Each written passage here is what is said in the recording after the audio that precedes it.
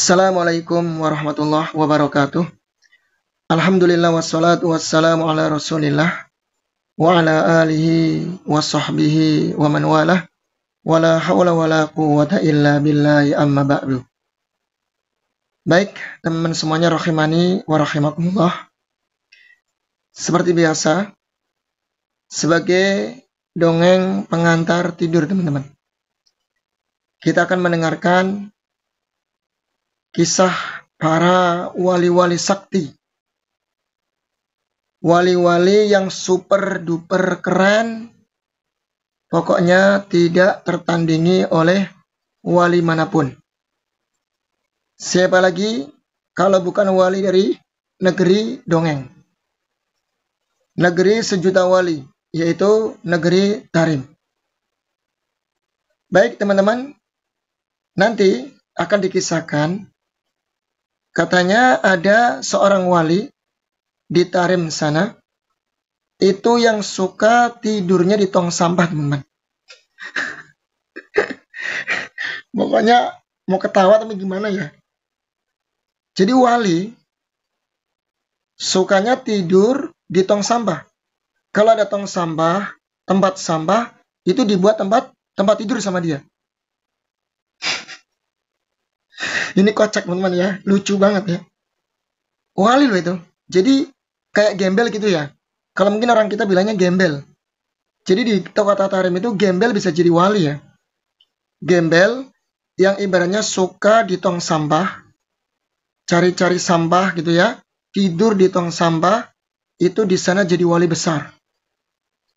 Akan disebut katanya ratunya para wali. Ya, ratunya para wali. Baik teman-teman, kemudian ada lagi teman-teman, yang lebih lucu lagi. Ada wali besar juga yang sukanya bersihin kamar mandi. Ya, wali bersihin kamar mandi musola.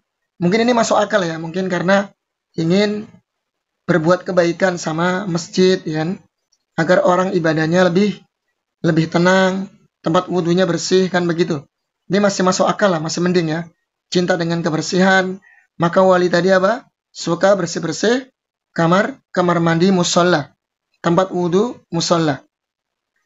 Dan nanti ada wali lagi ya, yang bertemu dengan Nabi, kemudian berjabat tangan dengan Nabi.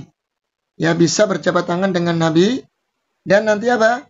Dia minta kepalanya untuk diinjak atau pipinya untuk diinjak. Ini lucu teman-teman. Ayo kita dengarkan sama-sama cerita dongeng sebelum tidur. Ingat teman-teman ya, ini kita hanya sekedar hiburan saja. Pokoknya kalau Habib Ba'lawi yang bercerita, kita anggap ini sebuah hiburan, ya, pengantar tidur. Ya, komedi saja teman-teman ya. Jadi jangan dimasukkan ke dalam masalah akidah. Baik.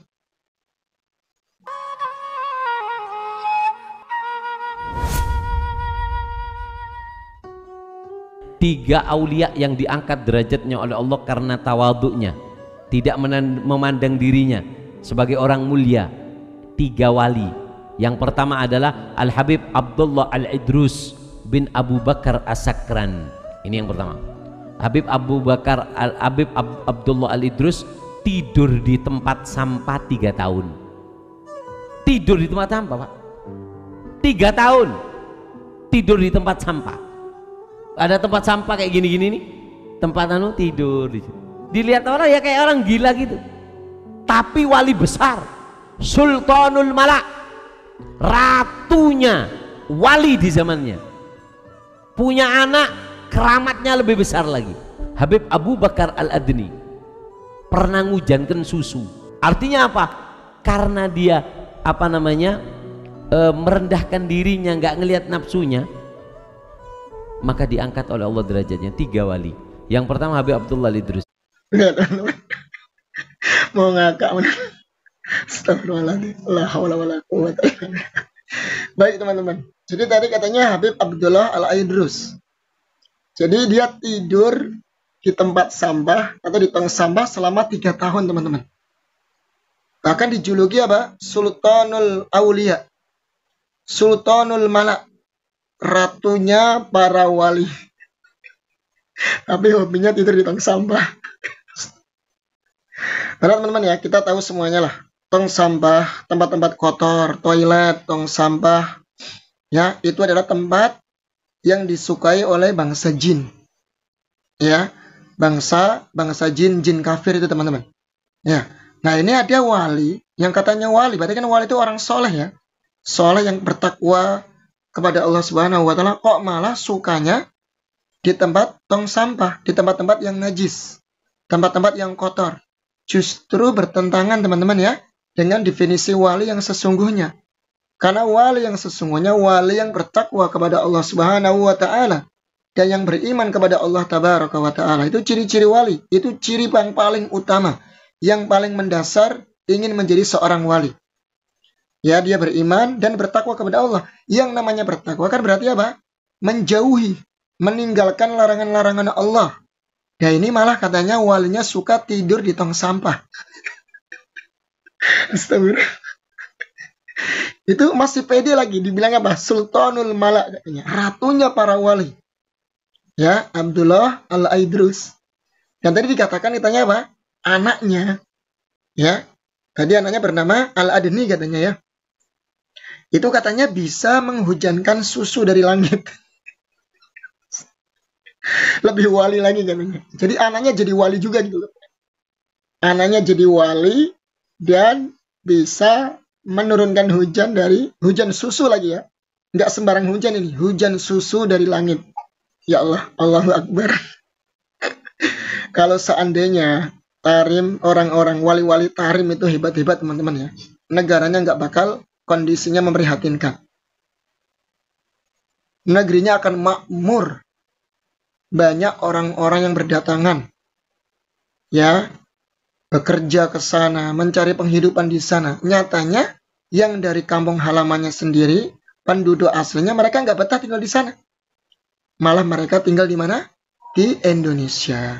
Ya, jadi lucu teman-teman ya. Definisi wali menurut mereka itu aneh teman-teman. Ya, tidak sesuai dengan dalil dalam Al-Quran. Baik teman-teman, kita dengarkan lagi nih. Ada wali yang kedua nih, yang lebih sakti lagi juga mungkin ya. Yang kedua, Sayyidina Syekh Abi Bakar bin Salim, Al-Habib Abu Bakar bin Salim. Jalan wali besar, jalan kayak dari sini mungkin ke Pajarakan. Dari sini ke Pajarakan jalan kaki. Di Tarim itu kalau panas-panas, kalau dingin-dingin, apalagi malam. Itu datang ke kota Tarim, ngisi jedingnya yang ada di kota Tarim. Mungkin orang pesing kurang nyiramnya, disikat jedingnya, diisi airnya supaya orang sholat subuh enak, airnya sudah siap, nggak usah nimba lagi, ditimbahkan oleh Sayyidina Syekh Abu Bakar bin Salim. Yang ketiga nih teman-teman, yang kedua tadi apa? Syekh Abu Bakar bin Salim. Ini nggak asing ya, sudah saya ceritakan dulu. Teman-teman bisa tengok video sebelumnya. Jadi kesaktian Syekh Abu Bakar bin Salim ini dulu yang kita sudah ceritakan, ya, katanya jendela rumahnya itu bisa tembus ke Ka'bah. Ya, jendela rumahnya bisa tembus ke Ka'bah. Jadi kalau mau ke Ka'bah tinggal loncat saja ke jendela tadi. Kemudian kopi, dia punya kopinya bisa melet wanita yang bisa menjadikan suami istri jadi cinta kembali. Yang tadinya ada masalah suami istri gitu ya, cekcok gitu, nanti diminumin kopinya Abu Bakar bin Salim, bisa kembali rukun. Ya, jadi kopinya bisa melet sang istri sehingga bisa cinta kepada suaminya. Dan ini yang lucu lagi nih, masih Syekh Abu Bakar bin Salim. Ya, jadi katanya Syekh Abu Bakar bin Salim itu malam-malam hari dia pergi jauh, ya, perjalanan jauh ke kota Tarim. Mungkin dia di desa, tinggalnya di desa gitu ya, perjauh ke kota gitu ya, cari musola. Nah, di sholat apa? Dia di sana bersih-bersih masjid teman-teman, nyikatin bekas-bekas ompol gitu ya, bekas-bekas pesing, orang mungkin pada kencing gak disiram, ya, kemudian bersih-bersih ya kamar mandi, tempat-tempat wudhu. Ya mungkin ini masuk akal lah, bagus lah ya, karena ini masih banyak juga di Indonesia ya, dari kalangan para santri, mungkin bahkan dari kalangan para pemuda itu suka bersih-bersih masjid. Nah, ini bagus. Tapi yang jadi masalah yang yang tadi, yang dulu saya sampaikan tadi ya, yang katanya saking saktinya jendela rumahnya bisa tembus ke Ka'bah. Ya. Kemudian kopinya bisa melet wanita. Oke lah, mungkin kalau yang ini kewalian dia, Pak, dia naik derajatnya menjadi wali karena apa tadi? Bersih-bersih masjid, bersih-bersih bekas kotoran yang di kamar mandi masjid, di musola, atau di tempat-tempat wudhu. Mungkin ini bagus saya sebagai amal kebaikan bagi dia. Jadi maksud dia mungkin saya paham. Artinya ada sekelas wali yang tawaduknya luar biasa. Mau bersih-bersih masjid loh teman-teman. Maksudnya begitu. Jadi ada wali yang mau bersih-bersih masjid. Ya. Baik, sekarang kita akan dengarkan wali yang ketiga. Syekh Ahmad Ar-Rifai. Syekh Ahmad Ar-Rifai ini diangkat oleh Allah derajatnya tinggi. Kenapa? Karena sifat tawadhu. Ini kiai, Pak. Syekh Ahmad Ar-Rifai itu pernah ziarah makamnya Rasulullah, diberikan kemuliaan oleh Allah untuk apa? Bisa salaman dengan Rasulullah. Fi halatil bu'di ruhi kuntu ursiduha. Ya Rasulullah, waktu aku jauh darimu, aku kirimkan rohku untuk ngirimkan rohku untuk berbentuk solawat. Aku kirimkan untayan-untayan solawatku untuk dekat denganmu, sampai kepadamu. Rohku aku kirimkan lewat untayan solawat untuk sampai kepadamu. Wahadihi daulakitil ashbagat hadarat. Sekarang jasadku ada di hadapan ya Rasulullah. Famdud yaminuk, keluarkan tanganmu ya Rasulullah. Apa? Likai ahdo biha syafate, supaya lisanku ini bisa mulia dengan mencium daripada tanganmu. Keluar tangannya Rasulullah dari astana Gusti Kanjeng Nabi, keluar cium, disaksikan banyak orang. Ya apa kalau zaman Pak, sampean mimpi wali aja sudah kayak wali besar. Sampean mimpi ngabes mimpi Rasulullah sudah kayak mimpi itu nggak usah terlalu gembira. Di Yaman itu mimpi itu diberikan, kata orang Yaman, mimpi itu punyanya anak kecil. Mimpi. Iya teman-teman ya. Tadi yang ketiga katanya Syekh Ahmad Rifai teman-teman. Katanya datang ke makam Rasulullah di kota Madinah. Ya, kemudian dia minta, ya Rasulullah, keluarkanlah tangan kananmu. Ya, kemudian dia bisa bersalaman dengan Rasulullah dan mencium tangan kanan Rasul Shallallahu Alaihi Wasallam. Luar biasa teman-teman. Anda baru dengar teman-teman ya. Dari kalangan para sahabat yang mulia saja nggak ada kisah-kisah seperti ini, yang aneh-aneh seperti ini. Sahabat, bahkan dari Ahlul Bait, keluarganya Nabi langsung. Nggak ada yang mereka meriwayatkan mendatangi makam Nabi kemudian bisa bersalaman dengan Nabi. Bisa minta Nabi untuk mengeluarkan tangannya, kemudian mencium tangannya dan bersalaman. Tidak ada sama sekali teman-teman. Tapi ini Syekh Ahmad Rifai, ini dahsyat ya. Luar biasa kesaktian dan kehebatannya sampai bisa bersalaman dengan Rasulullah dan sempat juga mencium tangannya. Jadi teman-teman perhatikan, kalau ada yang menceritakan seperti ini, sudah dipastikan kedustaannya. Ingat ya, kedustaannya. Karena bagaimana mungkin orang yang sudah meninggal dunia kemudian bisa balik ke alam dunia dan kemudian bertemu dengan banyak orang dan bersalaman. Ini nggak mungkin teman-teman, mustahil. Ya, kalau seandainya yang diceritakan sama beliau ini, ya Syekh Ahmad Rifai bertemu dengan Nabi, ya minta agar Nabi menjulurkan tangannya dan bersalaman dalam kondisi sadar, berarti Syekh Ahmad Rifai ini adalah seorang sahabat. Karena bertemu dengan Nabi dalam kondisi sadar. Ya, bukan dalam kondisi mimpi loh ya, dalam kondisi sadar. Berarti konsekuensinya dia seorang sahabat. Dan ini nggak mungkin, mustahil, ya. Dan juga konsekuensi yang kedua adalah berarti syariat Nabi Muhammad itu masih terus berjalan. Wahyu itu masih akan terus berjalan. Padahal agama Islam telah sempurna. Setelah wafatnya Nabi kita alaihi salatu wassalam dan Rasulullah telah mengajarkan seluruh ya syariatnya untuk umatnya. Jadi tidak ada penambahan, tidak ada pengurangan. Sudah sempurna. Baik teman-teman, kita dengarkan lagi, ada yang lucu lagi ini barangkali. Nabi mimpi ini itu punyanya anak kecil. Kenapa? Tasur wala tagur. Boleh kamu seneng, tapi jangan tertipu. Kadang gara-gara mimpi pas tak bojong, cukup jadi kakeknya cukup. Itu padahal yang suka pamer-pamer mimpi ketemu Nabi, pamer mimpi ke surga dan seterusnya, itu dari siapa? Coba teman-teman. Padahal dari kalangan mereka sendiri kan. Tapi dia tadi bilang apa? Dia bilang, kalau mimpi nggak usah pamer-pamer. Di Yaman itu sudah biasa. Anak-anak mimpi ketemu Nabi itu udah biasa katanya. Padahal mereka sendiri yang suka pamer kesaktian, pamer mimpi ketemu Nabi, ya kan? Kemudian juga pamer pergi ke surga dan seterusnya di kalangan wali-wali mereka. Tapi dari sisi lain dia katakan jangan bangga kalau punya mimpi-mimpi seperti itu. Di Yaman sana anak-anak kecil sudah biasa mimpi seperti itu, katanya ya. Kan aneh. Ini ucapannya bertolak belakang ya dengan apa yang mereka sering pamer-pamerkan dari mimpi-mimpi atau leluhur-leluhur mereka. Baik.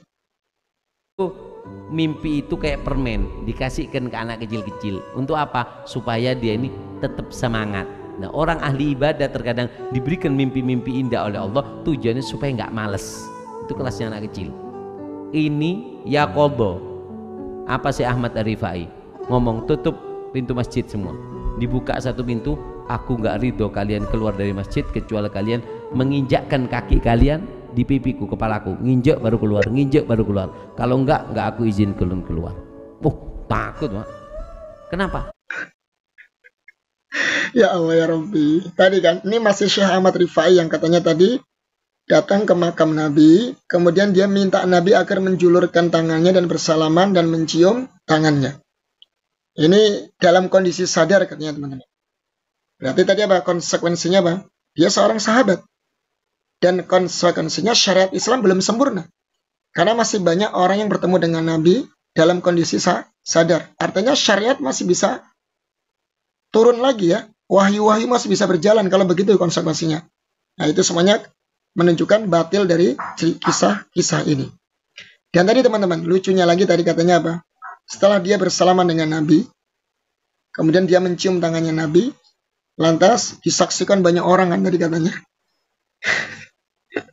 Padahal mana riwayatnya? Kalau disaksikan banyak orang berarti ada riwayatnya. Riwayat yang sahih, yang menjelaskan sampai kepada kita. Bukan hanya cerita-cerita dongeng seperti ini. Baik, nggak apa-apa, kita taruhlah. Bener nih ya, ceritanya oke lah. Kita anggap oke aja pokoknya. Nah, katanya setelah dia mencium tangan Nabi, bersalaman dan mencium tangan Nabi, kemudian pintu masjid disuruh tutup. Semua pintu masjid ditutup.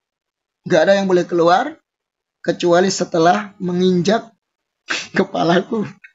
Sekalian apa? Keluar sambil menginjak apa? Pipi atau kepalaku. Aneh juga nih teman-teman ceritanya.